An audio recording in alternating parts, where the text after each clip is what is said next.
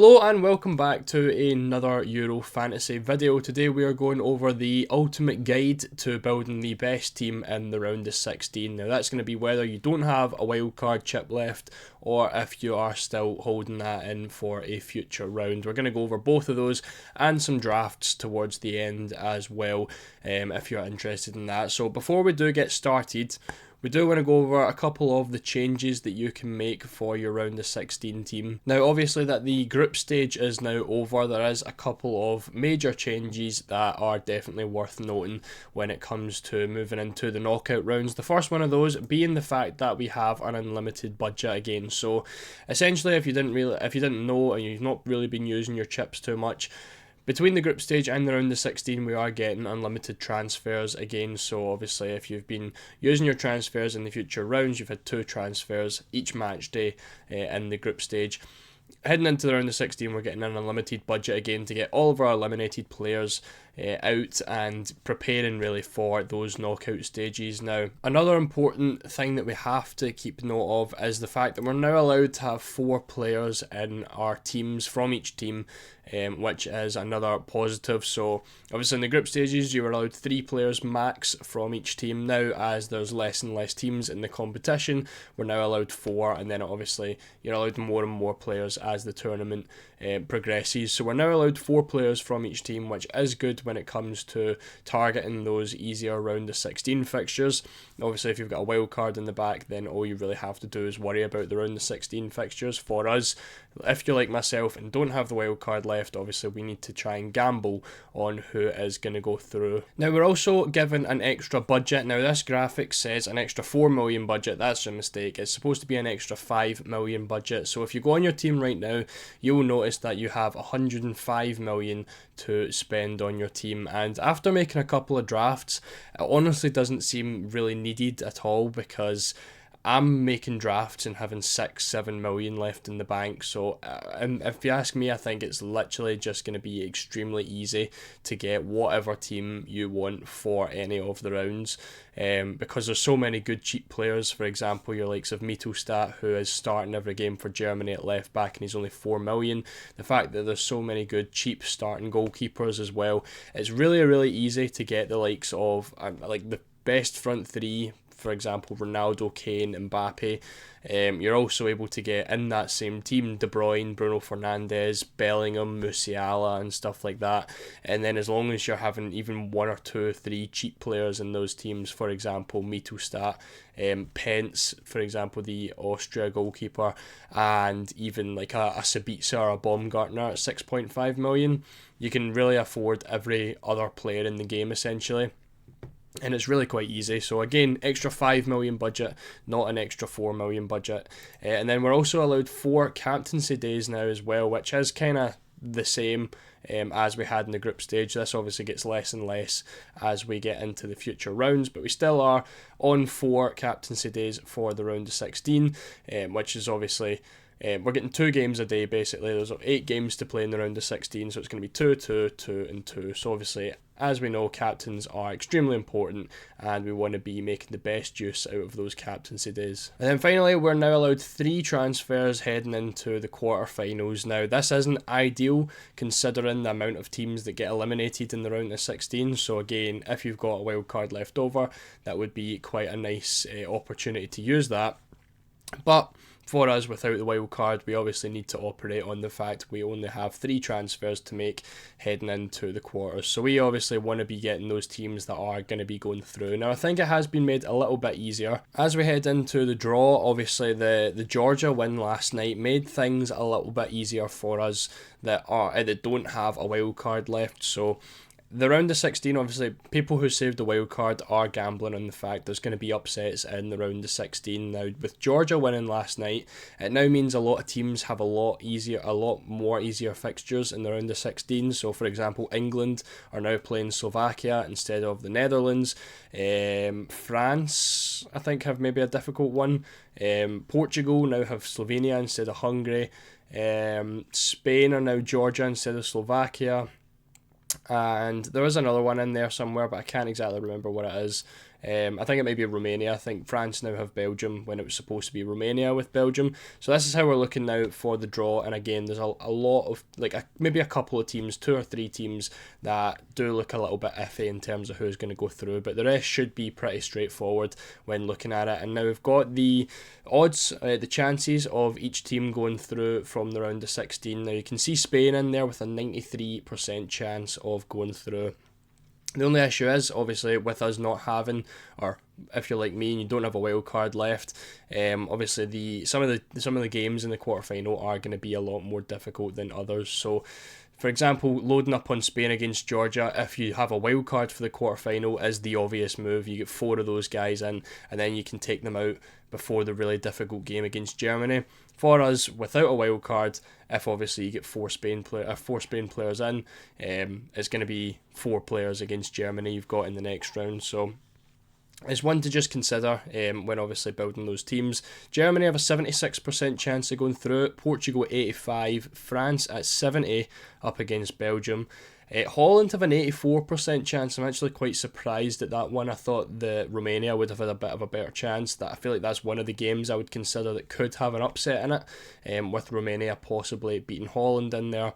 Austria 71% chance, England an 86% chance, then essentially a 50-50 between Switzerland and Italy. So obviously if you don't have the wild card left, you totally avoid that game between Switzerland and Italy because we don't know who is going to go through and you don't want to be wasting transfers. Now, in all honesty, I think if you've got a wild card, I would seriously be considering saving it for the semi-final, because I think with how easy a lot of these matches are for some teams in the round of 16, you know who's going to go through to the quarterfinals essentially. Again, you can get all your Spain players in, you can get a lot of probably England players in, they look pretty set to qualify, same with Portugal as well, and then you're going to have your team for the quarterfinals. Now I feel like the quarterfinals is where it's going to be more difficult to predict who's going through. I feel like England and Italy feels a bit like a 50-50. Holland and Austria feels like a bit of a 50-50. Spain and Germany feels like a 50-50. And I think France and Portugal, none of them really look that great, and again could be considered as a 50-50. Now you get 4 transfers between the quarterfinals and the semi-finals, so it depends how your team's looking. But again, if you maybe set your team up with a lot of Spain and Germany players against each other for the quarterfinal, you can obviously wildcard them out to the semi-final. You're not obviously going to have an amazing team for the semi-final, but it's a way to ensure you've got 11 players for the semi-final, if that makes sense.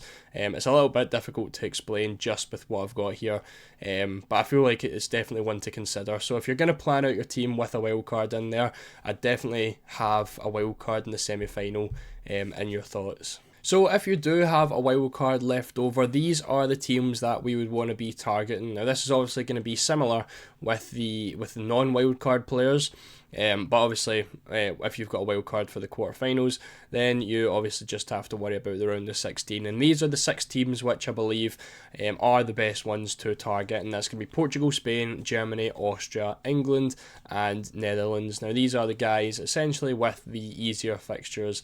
Don't have to worry about making it through, if that makes sense. Don't have to worry about having players who should make it through to the next round because you've got that wild card there to use. So Spain, again, you get your 4 Spain players in. I feel like that is an obvious one. Portugal as well, probably get 2 or 3 of those guys in. Germany the same, your Musialas and Gundawans, Mittelstadt, 3 of those guys. Austria, I would load up quite a bit more on Austria. I feel like those without a wild card can't as much because it is still a bit of a tough game between Austria and Turkey. England, obviously you get your main England guys in. Then Netherlands as well is where you can really go for a couple of punts as well, because again, as a possible chance of an upset in that game if Romania are going to go through, you can obviously just wildcard your Netherlands guys out. In terms of teams to consider with a wildcard in the quarterfinal, you can obviously consider Italy and you can consider Turkey as well. Now there's two teams that we can't confirm that they are going to go through to the quarterfinal, or a little bit less likely to make it through to the quarterfinal, but obviously with the wildcard you don't have to worry about that, so you can definitely get a couple of Italy players in. The likes of Bastoni could be a pretty decent option. We'll look over the ball recoveries in a little minute, but he could be a good one. For Turkey, you've obviously got Arda Güler, who's a pretty decent option, and a couple other ones as well. So that's just who I would be considering if I had the wildcard left in the bank. If you don't have a wildcard left, these are the teams I would look into, and that's going to be Austria, England and Netherlands. Now these are the teams that still have good round of 16 matches, but also have a decent match projected to be in the quarterfinals as well. So you've got Austria, who would have Turkey, and then Netherlands in the quarterfinal. England, who would have Slovakia, and then Italy in the quarterfinal. And then Netherlands, who have Romania, and then they would have Austria in the quarterfinal. Now, obviously, you've got the teams like Spain and stuff as well. Spain obviously have Georgia in the round of 16, and that is the target fixture. That's the number one fixture you want for the round of 16. Now, I'm not saying don't buy Spain players, but it's just one to consider. Obviously, they should have Germany in the quarterfinals, and are you going to want 4 Spain players up against Germany in the quarterfinals? Probably not, because there's a decent chance that they get eliminated. Then with 4 transfers in the quarterfinal to heading into the semi-finals, they're all going to have to be used on your Spain players. So obviously you get 3 transfers between the round of 16 and the quarterfinals, so you could use your 3 transfers and maybe get 1 or 2 Spain players out. That's up to you, but again, if you're not in a wild card, these are the 3 teams that I would be focusing on, and that would be Austria, England and Netherlands. In terms of teams to avoid, I would avoid Italy, Switzerland, France and Belgium. Now this isn't avoid completely, this is more don't load up on those teams. So for example, France, you probably are still going to want Mbappe up against Belgium. That is just a bit of a given, but you don't want to be getting 3 French players in, 4 French players in, because there is a chance of an upset against Belgium, and obviously they have Portugal, which is going to be a difficult game in the quarterfinals. Now obviously Italy and Switzerland we've already spoke about. We don't really know who's going to go through between those guys, and then they'll play against England in the quarterfinals. So if you don't have a wild card left, I would totally avoid Italy and Switzerland. France, Belgium a little bit less. Belgium more so because obviously they are projected to lose against France, so you probably don't want to look at Belgium. France I've got in there. Again, the team I've built does still have like Mbappe in it, and I would still consider some French players, but there is obviously the chance of an upset, and then they also have a difficult fixture in the quarterfinals. So heading into starting to look at building teams for the round of 16 now. Obviously ball recoveries are a huge part of getting points in this format, and these are the 10 guys who have qualified to the round of 16 and picked up the most ball recoveries in the group stages. Now Gehi is at the top there with 26, and again you're talking 3 matches, so an average of over 6 ball recoveries per game there, which is really nice. And again, a team that I definitely would be trying to target in terms of their fixtures. So definitely would have Gehi in the defence for whichever team, whether you're on a wild card or not. I'd be having him. Calafiori and Bastoni in there as well, 2 Italy defenders with really nice ball recovery stats. Now Calafiori is suspended for the round of 16, so you can't have him for that match, but he is one to consider for the future. Only 4.5 million if Italy are to make it through the round of 16. Now Bastoni's one that I do really like, 23 ball recoveries in 3 matches. I think he's 5.5 million, and he kind of does offer what we expected to get from the likes of DeMarco and Di Lorenzo before the tournament started.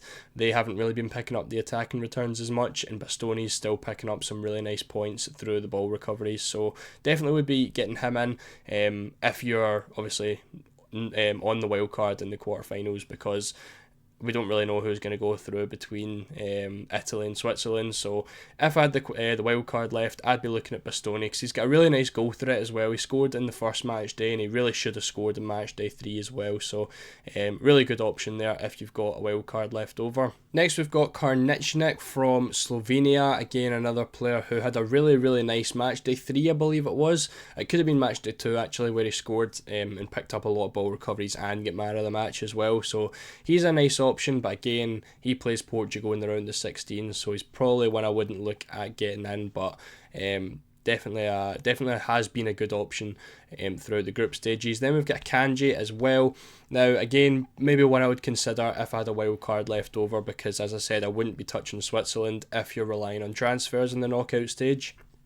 Someone who is picking up a lot of ball recoveries and did pick up a man of the match throughout the group stage as well, so again another nice option. Vestergaard we've got in there as well, someone again who plays against Germany, so probably wouldn't consider him, but is still nice for ball recoveries.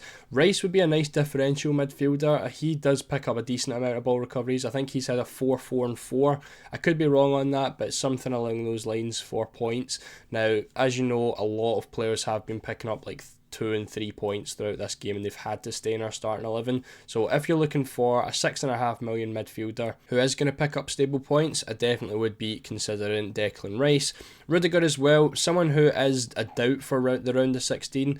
I believe he is slightly injured, so he might not be in the team, but yeah, it's one to keep an eye on. He would be a nice option as well against Denmark if you wanted to double up as well with Mittelstadt for the Germany defence. Then we've got Upamecano, someone who looks nailed in the France defence, up against Belgium in the round of 16, so he's maybe one to look out for in the later rounds.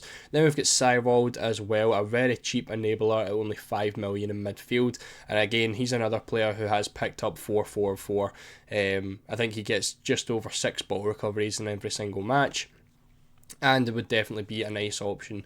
Not really that we need enablers anymore now that we've got the extra 5 million budget, but definitely someone to keep an eye on anyways. So looking at our 6 main target teams for the round of 16, we've got Spain, Portugal, England, Germany, Holland and Austria. Now these are my 4 favourite picks from each of those teams. Now I would say they aren't necessarily in order, but they kind of are, but not like massively. So for Spain, we've got Yamal, Williams, Carvajal and Cucurella. Now that's going to be a striker, a midfielder and 2 defenders. If I was to get 4 Spain players in my team, these would be the 4 guys that I went for. Now missing out on Morata in there, I do think Yamal is a slightly better option, but you could obviously go for Morata as well if you preferred him in there. Williams looks like a really nice option midfield as well, and then we've obviously got the double defence with Carvajal and Cucurella, both of the fullbacks, who are picking up some nice ball recoveries as well, and Carvajal obviously had a really nice match day 1 as well. So those are the 4 guys I would go for Spain up against Georgia. For Portugal, I think Bruno Fernandes would be the top guy, followed by Ronaldo. Vitinha, a really nice option as well. He picks up about 5-6 points. He's got a decent chance of picking up a man of the match award, and he gets a couple of ball recoveries as well. So obviously if he was to chip in with attack and return, he would obviously be really nice. Then my favourite defender would be Cancelo. Now, has been a bit hit and miss. I think he's still probably the best one. Obviously in terms of attack and returns as well, I think he does slightly edge it over the likes of Mendes, Dalot, and then obviously the centre-backs, because only Diaz really still seems to be the only nailed one in there, so it's quite hard to predict with those guys. For England, Kane obviously the number 1 in there. I feel like even though he hasn't, I don't even think he's scored yet, but even hasn't done that great, he still is the attacker that you want to have. Again, England's run looks pretty nice on the way up to the quarterfinals, semi-finals and finals, so definitely would be having him as one of the strikers in my team. Guehi already spoke about, definitely would be the first name on the team sheet for the round of 16. Based on his ball recoveries, and obviously he looks nailed to start as well. Bellingham and Rice, already spoke about Rice, and everyone knows how good Jude Bellingham is. Then we've got Germany, again pretty obvious when looking at these 4 guys. Musiala, Gundogan, Wirtz, the 3 main midfielders. Would probably be looking at 2 of these. For me, I do prefer Musiala and Gundogan slightly, and then obviously Mittelstadt as the defender. Then looking at Netherlands, Ake, Van Dijk, Verbruggen, Gakpo. Now the Netherlands one's a bit more difficult. Now obviously I've said if you're not on a wild card, I would be trying to target the Netherlands team, but it's quite difficult when trying to actually predict who starts with the Netherlands team. For example, Simmons and Frimpong would be 2 of my favourite options from here, but we don't know if they're ever going to start. So for me it'd be Ake. Ake's one of the highest scoring defenders in the game so far. He would be my number 1 pick. Followed by Van Dijk, again another player who is nailed on, and we haven't seen Netherlands get a penalty yet, so we still don't know if he is going to be on penalties, but if he is, obviously a really nice option. Verbruggen as well, 4.5, nice starting goalkeeper as well if you wanted to go there.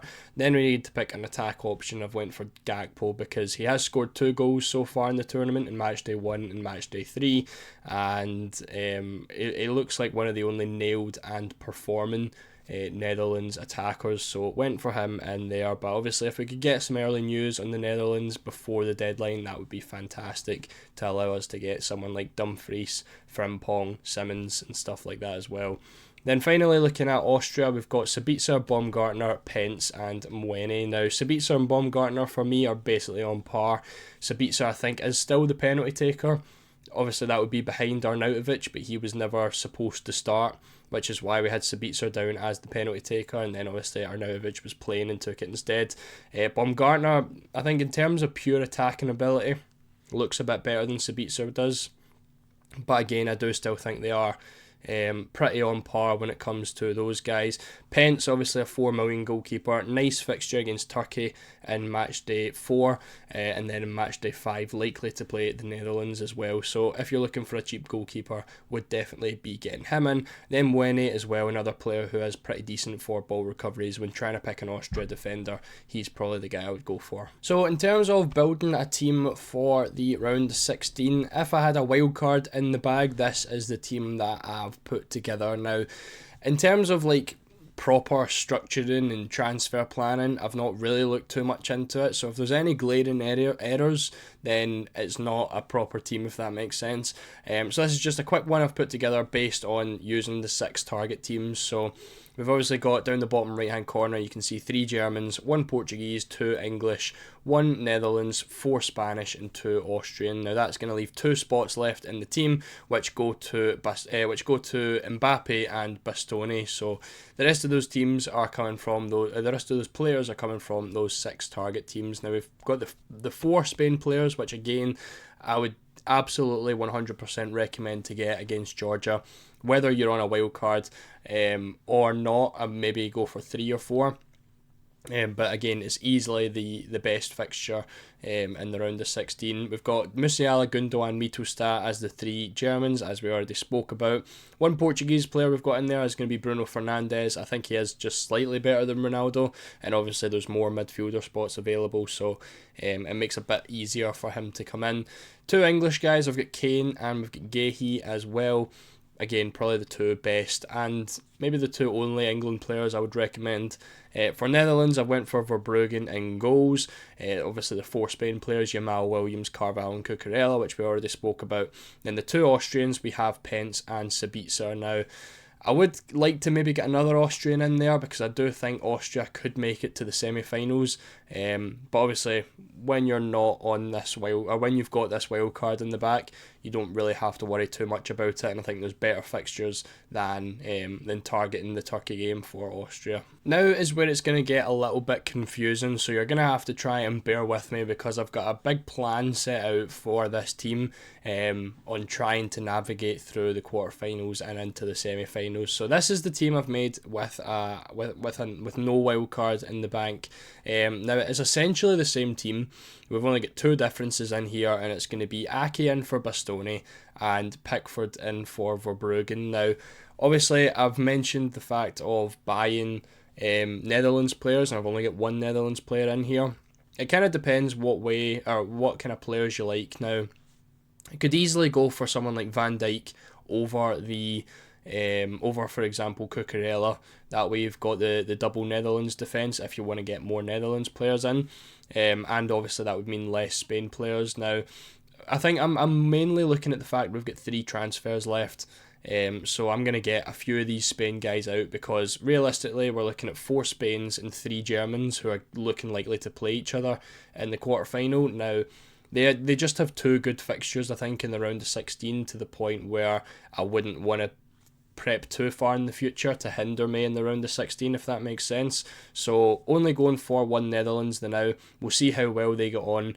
Happy enough to go with the Spain guys. Now, with this team, this is how it's going to look, projected to look in the quarterfinals. Now, it's not too bad in terms of the fixtures. Like, in terms of the fixture ticker, obviously, like Netherlands and Italy, they aren't actually orange fixtures, but in terms of the rest of the tournament, they are considered probably easier fixtures. So it's decent. We've got about half the starting 11 in there still with orange fixtures, but you can see the amount of players we've got playing against each other in the quarterfinals. Now, obviously, we don't want that, because if we've got 4 Spain and 3 Germans, then minimum 3 of those guys are going to go out before the semis, and we get 4 transfers to make up for that.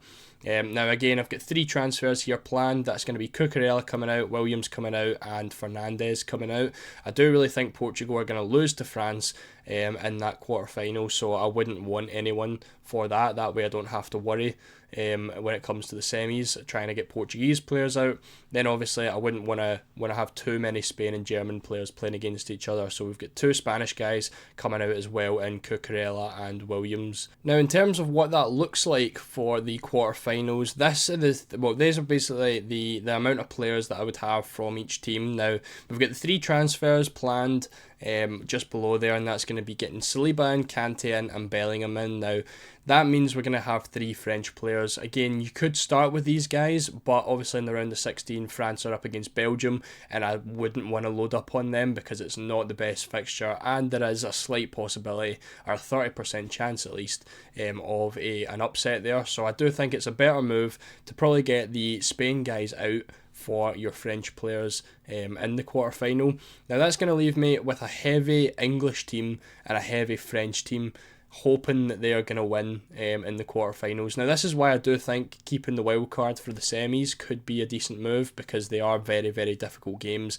and you wouldn't have to worry about teams going out. Obviously 4 transfers isn't going to be ideal. For example, if England and France are going to get put out, that's minimum 7 players that I'm not going to have, and I'm really going to have to take hits into the semi-final. Now when it comes to the semi-final, I don't think it's that bad taking maybe 1 or 2 hits to make sure you can field an 11, but we can wait and see what happens with that. But the only real issue I think here is going to be the Spain and Germany players. Now if Spain are going to put out Germany, that's going to be 3 transfers right there, and then obviously between Austria and Holland, we're going to have maybe 1 or 2 more as well. So you really have to gamble on the fact of who you think is going to be making the semi-finals. Now for me, I do think France beat Portugal, and I do think England beat Italy, so that would be my gamble. If that's not going to work out, then obviously we're going to be pretty screwed for the semi-finals. But if you're going to spread it everywhere, you're basically guaranteeing yourself not having enough players. For example, if I had 2-2-2-2 for each of the teams, then I'm going to be looking at 8 players minimum eliminated no matter what. So again, 4 transfers for that, you're going to have 4 players that you're going to have to take hits to get out. So it's quite difficult when doing this, but there's really no way unless you're going to pile into one team and hope that they make it through. Obviously if you don't have a chip left. So this is what I've went for. Hopefully that makes sense. As I said, it is quite difficult in terms of trying to explain it the best. So that's kind of how the team's going to look. Is this my final team? No, this is just kind of a draft I put together after the games finished last night. So this isn't obviously going to be my final team. There is still going to be changes to that, but that is a good indication of how you can kind of prepare for the quarterfinals and semi-finals without trying to use a lot of transfers. If there's going to be upsets, there's going to be upsets, but I do think the upsets are going to come more in the quarterfinals than they would in the round of 16. So I do think if you do have a wild card left over, I would probably consider saving it until the semi-finals, because that could be a nice option in order to field a full starting 11 and have a bench left over. So this is the video. I think this is going to be quite a long one, to be honest. I didn't expect this to go on for so long, but it has. If you enjoyed it, and if you're still here, thank you so much for watching. Please leave a like as well if you enjoyed it, and please make sure to subscribe if you're new, and I'll see you all in the next one.